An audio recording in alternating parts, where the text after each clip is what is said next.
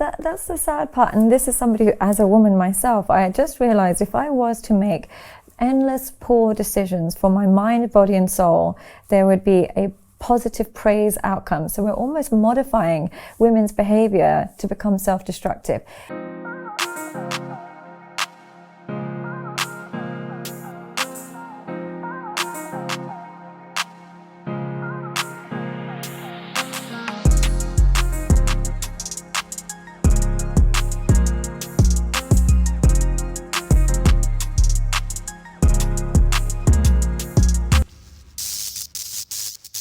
System malfunction. What is happening, YouTube? Hey, I just wanted to jump on here really quick because I came across this amazing video with Sadia having this conversation with this gentleman. If you don't know who Sadia, her name is Sadia Khan. She is a certified psychologist that does her level best, at least when I come across her on social media. She does her best to level set and open up women's eyes to a lot of their poor decision making. She never points the finger. She doesn't blame anybody. She just basically states the facts from her professional lens. So I'm not going to talk a lot on this video. I just want you all to give this a listen as she explains a lot of the problems that women are having in the world today, which eventually seeps its way into relationships. For the last probably decade, I think we've had these gender wars where women say they don't need men and men are packing up and going abroad to find themselves traditional relationships. But Sadia in this post basically outlines what I would consider the core problem when it comes to relationships. And she is basically shining the light on women and trying to help them see how and where they are causing problems in their own relationship. And her overarching message is that although women are allowed to make all these poor decisions, no one's holding their feet to the fire. There is no accountability. So I'm going to go ahead and let you guys listen to this, and maybe I'll chime in with a couple words on the back end. All of the poor choices of women are celebrated, right? And so you're a sex worker, let's celebrate it. Yeah. You made this bad decision, let's celebrate it. You sell yourself on OnlyFans, let's celebrate it. It's now all celebrated. Yeah. And you said there's no longer any consequences. And you say that these women end up, I think you said, gaslighting themselves into promoting this behavior as this liberation. When you look at it and you're like, well, who are you kidding? Yeah. You're actually, you're not taking accountability for poor decisions, and then you're reaping whatever you sow. That's the sad part. And this is somebody who, as a woman myself, I just realized if I was to make endless poor decisions for my mind, body and soul, there would be a positive praise outcome. So we're almost modifying women's behavior to become self-destructive. If I gained a lot of weight and I would totally stop taking care of my body, I would be celebrated body positivity. And that's not good for me. You and I both know it's not good for us not to run every day or it's not good for us. Or if I sleep around with the wrong men and I just go and get an abortion, rather than exercising more discretion with who I lay down with and actually taking responsibility and think, you know what, if I sleep with you and have a baby with you, I don't want to have a baby with you, so bye, I'm not talking to you. Instead, it's like sex, and abortion if need be. I'm celebrated for having that choice. And if I want to then, sell my body, my personal sexual life, which is so sacred and sanctified, if I then make it a commodity, I'm seen as a really successful entrepreneur. When really what I'm doing is selling my soul. I am putting a price tag on my soul and my energy. And no matter how progressive we come, there is women who sell their body to some extent. I'm not blaming them. I'm sure there's lots of trauma and there's lots of financial issues or whatever it is. But when we make our body a commodity, we essentially remove the sanctity of sex. And therefore it makes it harder to actually see how important sex is. And therefore we give it frivolously, and then we can't connect with people, because the deepest form of connection should be sex. But if I'm giving it to this uncle, that friend, and that online, how am I able to preserve the spirituality behind it? So I'm basically selling all the parts of women that make them beautiful. I'm now turning it into a product. And therefore we are more oppressed than we've ever been, but we've labeled it as liberty. But the feminists celebrate that as female empowerment.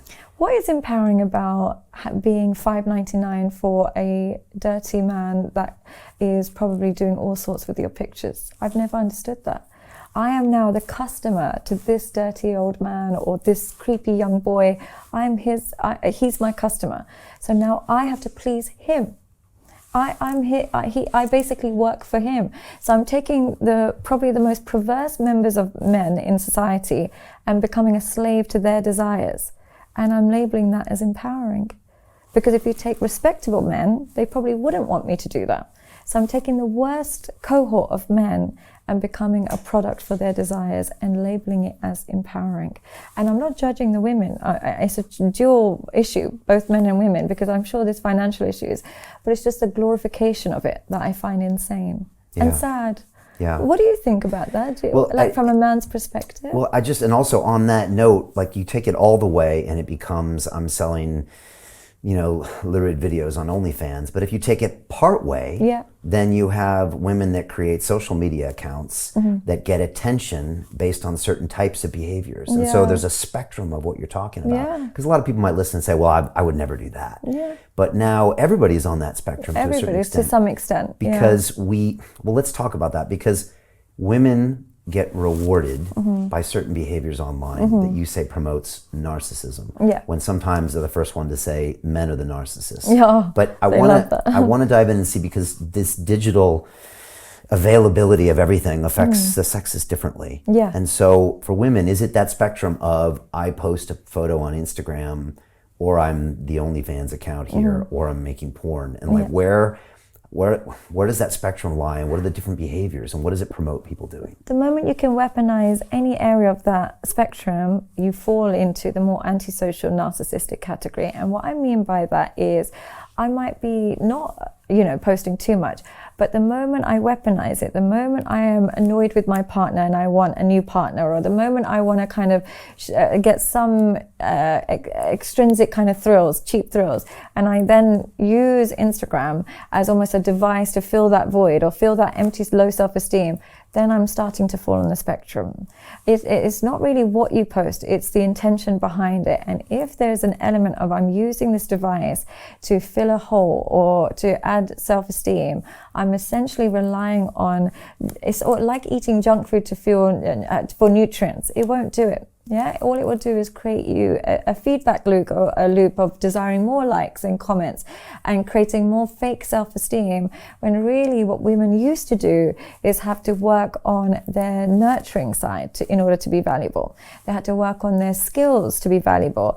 We had grandmothers who would be able to sew a dress for us. I'm not saying I can do that. I'm still very useless on that sense, but they would be able to cook you something from scratch, and they'd be able to sew something, or they'd be so useful. Now we're making ourselves less useful and just essentially just an object of desire, and therefore we have temporary value, because we all know that looks fade. And so essentially we're making women almost replaceable, because if you're just a pretty face and you're adding no other value, men are going to replace us with AI.